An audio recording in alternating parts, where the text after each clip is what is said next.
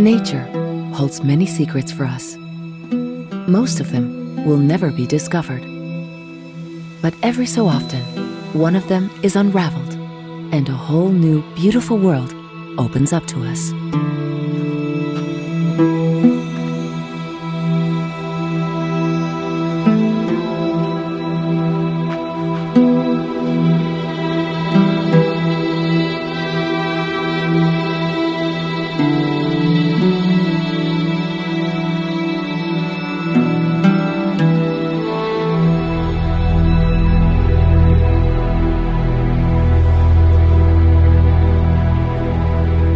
The first time I met her, I saw her, I felt that I am ahead of different women. Someone who don't want to be like the others.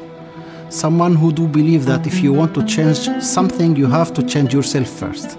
She believed in herself that she can do something different from the other women surrounding her, because she spoke about it.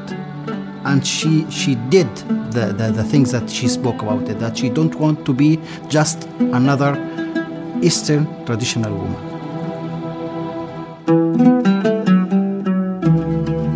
Galilee, northern Israel, the blessed land.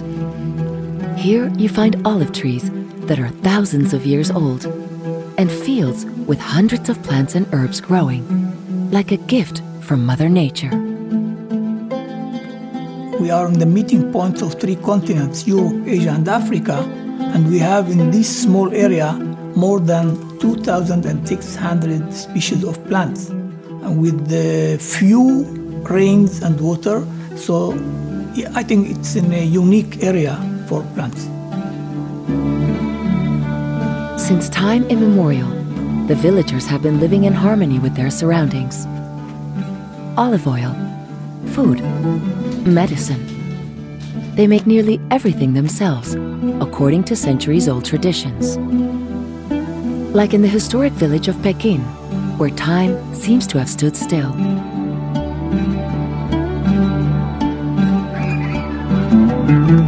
The residents of Pekin are Druze people, a group that has lived in peace among Christians, Jews, and Muslims since the 10th century.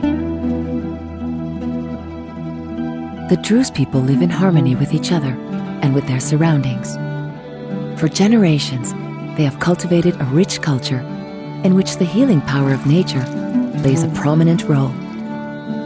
From the moment a baby is born, the Druze people uphold the link between people and nature.